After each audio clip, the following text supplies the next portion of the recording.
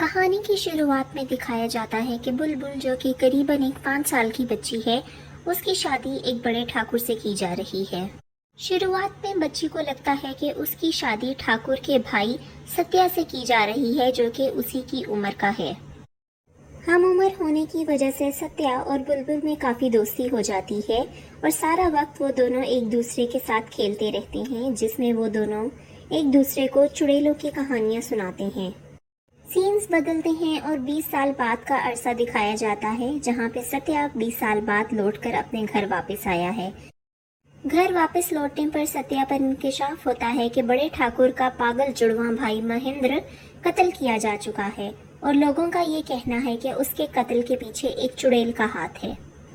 اور Indian culture کے انوسار مہندر کی بیوہ بنودنی اب اس گھر میں نہیں رہتی اور اس کے بال بھی کاٹ دیے جاتے ہیں کیونکہ وہ اب ایک بیوہ ہے، اور بڑا ٹھاکر خود گاؤں چھوڑ کر جا چکا ہے۔ ستیا بنودنی کو گھر واپس لے آتا ہے اور اپنے بھائی مہندر کے قتل کی کھوج میں لگ جاتا ہے۔ اس کھوج کے لیے وہ اپنے ساتھ کچھ لوگوں کو لے کر جنگل کی اور روانہ ہوتا ہے تاکہ اس چڑیل کو پکڑ کر مار سکے۔ اس کی کھوج کے دوران ایک شخص مارا جاتا ہے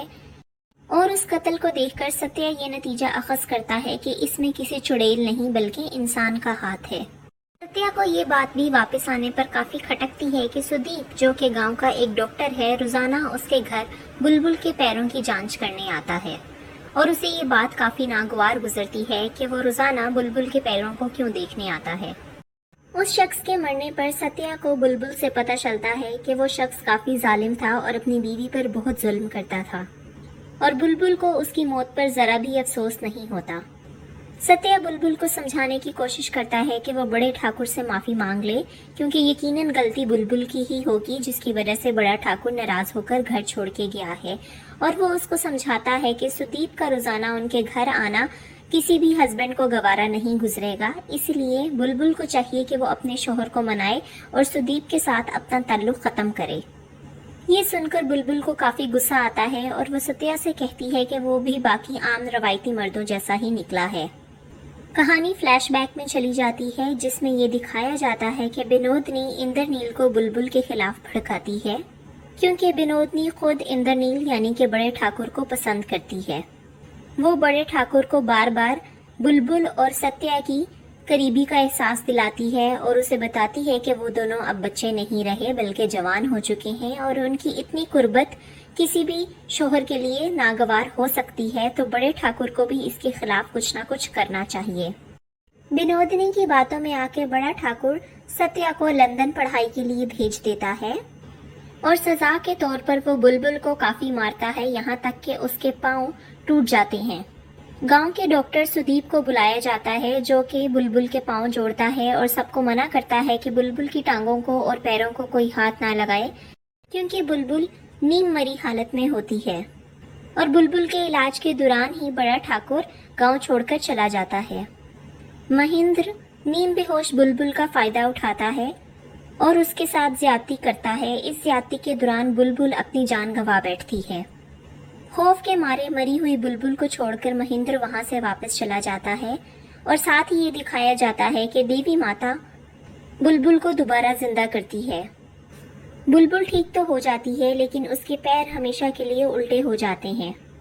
ٹھیک ہونے کے بعد دیوی ماں کی شکتیوں کو استعمال کرتے ہوئے بلبل اپنے جیسی بیچاری لڑکیوں کے لیے بدلہ لیتی ہے اور ان شوہروں کو مارتی ہے جو اپنی بیویوں پر بیجا ظلم و ستم کرتے ہیں۔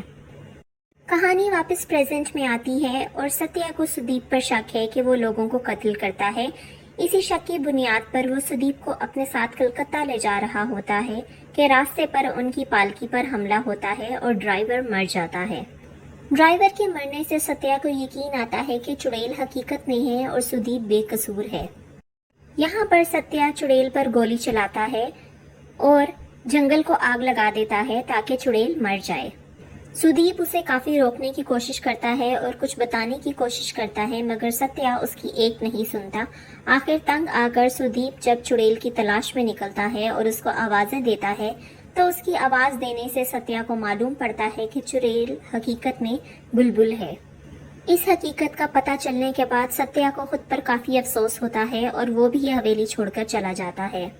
جاتے جاتے وہ اپنے بھائی بڑے ٹھاکر کو ایک چٹھی لکھ کر جاتا ہے جس میں وہ اسے کہتا ہے کہ اسے آج بہت افسوس ہو رہا ہے یہ سوچتے ہوئے کہ وہ اس کا بھائی ہے اور وہ زندگی میں کبھی بھی بڑے ٹھاکر کے جیسا نہیں بننا چاہتا، اور وہ یہ حویلی بھی اسی خوف سے چھوڑ کر جا رہا ہے کیونکہ یہاں پہ رہتے ہوئے وہ بڑے ٹھاکر جیسا بن جائے گا۔ فلم کے اینڈ پر دکھایا جاتا ہے کہ بڑا ٹھاکر اپنی حویلی میں واپس آتا ہے اور وہاں پہ جب وہ رات کو سو رہا ہوتا ہے تو کوئی اس کا نام پکارتا ہے اور وہ اٹھ کے دیکھتا ہے تو بلبل جو کہ راکھ سے نکلتی ہے اسے پکار رہی ہوتی ہے۔ اس کے ساتھ ہی فلم اینڈ ہو جاتی ہے۔ یہ مووی نیٹ فلکس پر ریلیز کی گئی اور اس مووی کا اصل تھیم عورتوں پر ہوئے اتیاچار اور عورتوں کے خلاف ظلم و ستم پر آواز اٹھانا ہے جو کہ ہمارے معاشرے کا ایک عام حصہ بن چکا ہے۔